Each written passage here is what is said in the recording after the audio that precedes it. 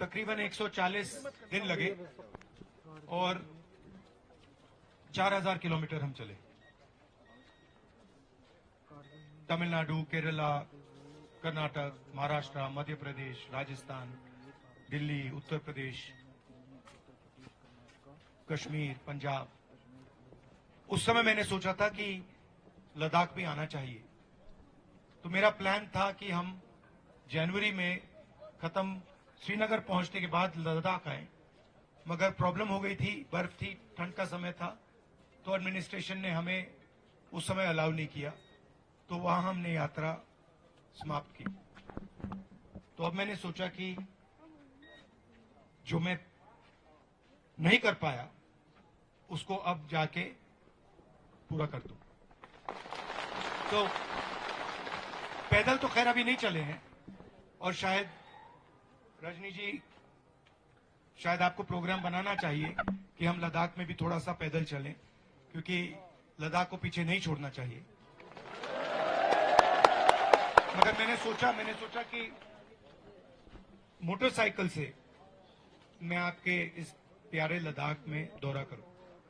तो हम पेंगोंग गए, ले, नुब्रा वैली, अब कारगिल, और बहुत सारे लोगों से हम मिले, ऐसी बहुत सारी मीटिंग्स की। जो आपके दिल में है वो सुना, समझने की कोशिश की। एक तो सबसे बड़ा मुद्दा है लद्दाख में, हर रीजन में, जो आपके रिप्रेजेंटेशन का मुद्दा है, जो लोकतंत्र में आपकी जो आवाज होनी चाहिए, और जो यहां आपके फंड्स आते हैं उनके डिसीजंस कौन ले, वो सवाल है। आजकल निर्णय ब्यूरोक्रेसी ले रही है, लद्दाख की जनता नहीं ले रही है। तो ये मुद्दा शायद सबसे बड़ा है। दूसरा मुद्दा, युवा कहते हैं कि बेरोजगारी बढ़ती जा रही है, शायद यहां भी वही मुद्दा होगा, हैगा। महंगाई का मुद्दा है। तो मैं आपकी भी बात सुनना चाहता हूं। आप जो आपके दिल में है रखिए, अगर मुझसे आपके पास एक दो सवाल हो वो पूछ लीजिए, मगर मैं आपसे सिर्फ ये कहना चाहता हूं कि शायद लद्दाख से सुंदर जगह हिंदुस्तान में नहीं है। मतलब हर जगह और सुंदर मिलती है यहाँ पे, तो बहुत अच्छा लगा। और दूसरी बात, जब भी मैं कहीं जाता हूं तो सड़क पे लोग लेबर करते हैं, आपने देखे होंगे।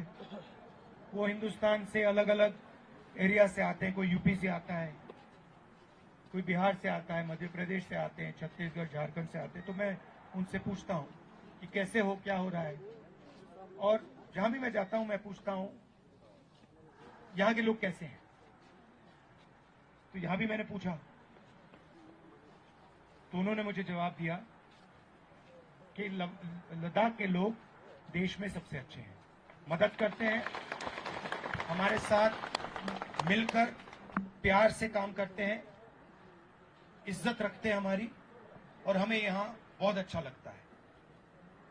तो इसके लिए मैं आपको बधाई देना चाहता हूं कि जो यहां आता है, आप रिस्पेक्ट से, प्यार से, इज्जत से उनके साथ बर्ताव करते हैं। अब आपके सवाल हो आप पूछिए।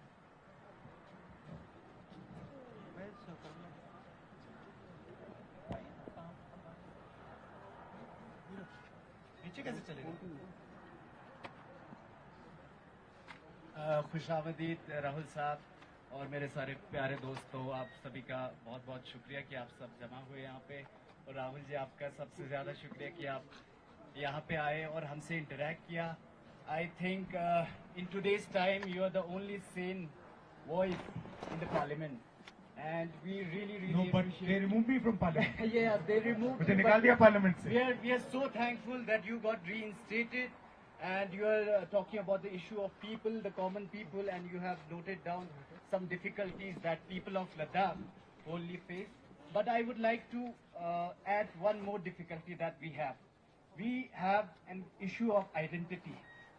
Our Muslimness is under attack. Ladakh, especially, I am talking about Kargil. Kargil was promised the joint capital of Ladakh.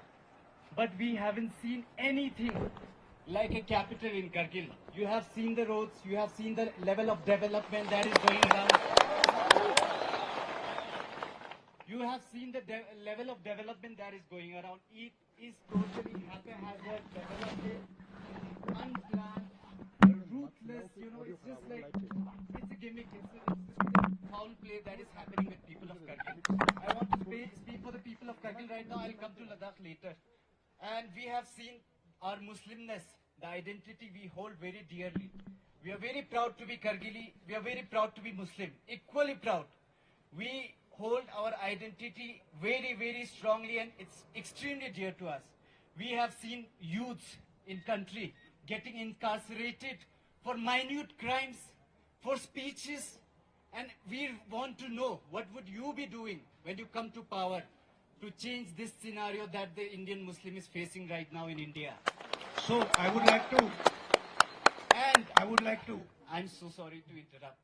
And we do not get stages like this to speak our heart out. This is one of the kind of spaces where we can speak very without any shy, without any hesitation. We are afraid to speak our heart. We are afraid to speak. We are afraid to come out and speak about our problems. We do not want to be targeted by people. We do not want to be targeted by governments. We do not want to be left out from government job opportunities. We haven't